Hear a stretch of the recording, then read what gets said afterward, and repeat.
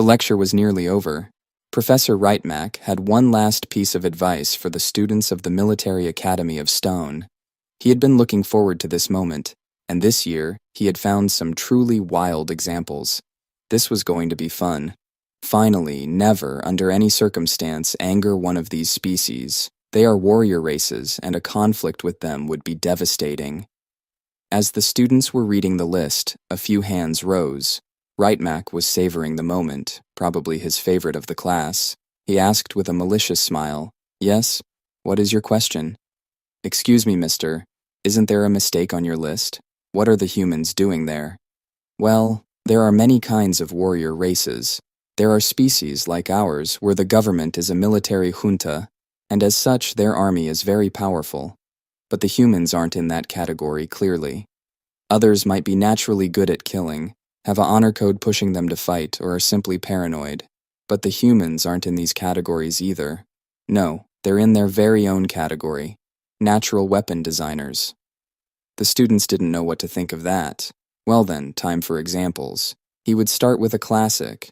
"You don't seem impressed. Did you know we had a human exchange student a few years back? In the military engineering course, obviously. Do you know what he made as his final project?" The students looked bored, not seeing what was so interesting in the humans. Some of them were already preparing to leave. That would soon change, however. "A shotgun? I heard humans love those," a student suggested. "No, that would be too simple for him. Most student in his class designed a rifle, a submachine gun, or a shotgun if they were feeling audacious. He designed a saw blade launcher." "A saw blade launcher? What did it do?" "Launched saw blades, obviously. It could hold as many as 12 in a magazine and fired 3 per second. It launched them at Mach 1, spinning at 6,000 rotations per minute. The buzzsaws would bounce around the room, destroying everything that was less solid than 5 centimeters of steel. Right after the demonstration, an addition was made to the universal rules of warfare, adding saw blade launchers to the list of weapons banned for being too inhumane. All students were paying attention now.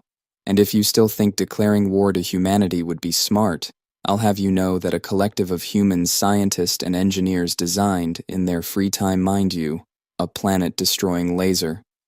The professor began to raise his voice. Their plan consisted of detonating a 10-gigaton antimatter warhead on a small moon. It would create a crater that would be used to concentrate the laser. The details were classified because they managed to make destroying a planet nearly 200 times cheaper than before. Why did they do this, you may ask? Because it's, and I quote, "cool." He was slowly getting closer to the students. Recently, a group of amateurs designed a brand new type of bomb. It liquefies everything in its blast radius, but preserve its shape. The molten silica mixes with whatever was there before, turning it to glass.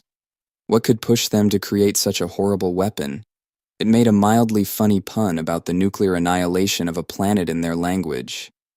He was practically screaming at this point. Earlier this year, while they were studying a potential cure for brain cancer, human scientists discovered how to make an infectious bacteria capable of destroying targeted parts of the nervous system of a species. This is perhaps the most terrifying weapon ever conceived, and they did it by accident. He returned to the board, having seemingly calmed down a little.